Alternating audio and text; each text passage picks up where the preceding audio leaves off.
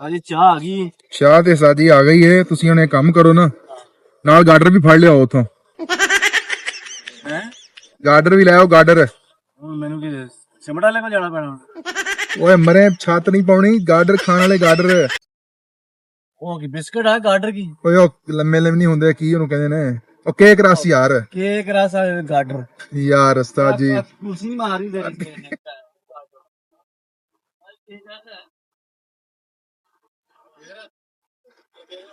ਓਏ ਉਹ ਛੱਤ ਪਾਉਣੀ ਆ। ਉਹ ਬਿਸਕਟ ਹੀ ਲਾਇਆ ਕੋਈ। ਓਏ ਉਹ ਏਡੇ ਵਾਹ ਆਦਮੀ ਸਾਰੀ ਚਾਹ ਪੀ ਜਾਂਦੇ ਨੇ। ਕੋਈ ਲਾਇਆ आई ठीक है सुपर सबसे ऊपर सुपर सबसे ऊपर। ताजी ताजी ताजी ताजी आज ताजी तो गिल्ला ਤੇ ਗਿੱਲਾ ਤੇ ਫਿਰ ਕੀ ਹੋ ਗਿਆ? ऐ बैठा ਯਾਰ ਲਾ ਵੀ ਗਜ਼ਬ ਐਂਡ ਹੋਇਆ ਬੈਂਡ ਯਾਰ, ਯਕੀਨ ਕਰ ਇੰਨੀ ਗੁਰਬਤ ਸਾਡੇ ਤੇ ਛਾਈ ਪਈ ਹੈ। ਓ ਠੰਡ ਲੱਗਣ ਡਈ ਸੀ ਬੜੀ, ਨਹਾ ਤੇ ਬੈਠੇ ਆ।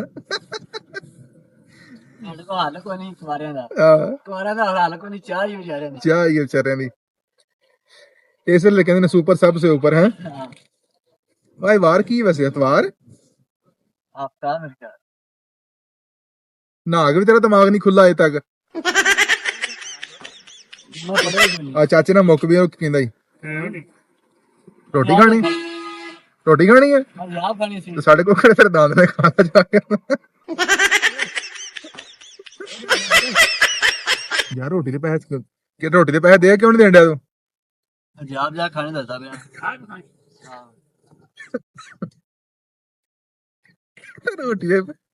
ਰੋਟੀ ਖਾਣੀ ਕਿਤੇ ਤਾਂ ਤੇ ਆਪ ਨਹੀਂ ਘਰ ਲੱਭੀ, ਤੈਨੂੰ ਕਿਤੋਂ ਦੇ ਦਈਏ। ਆ ਬਿਸਕੁਟ ਮਾਰ ਚੰਗਾ ਜੀ ਚਾਰਾ ਘੁੱਟ ਪੀ ਲਈਏ, ਫਿਰ ਵੇਖਦੇ ਹਾਂ ਅਗਲੇ ਵੀ ਲਾਗ ਤੁਹਾਨੂੰ।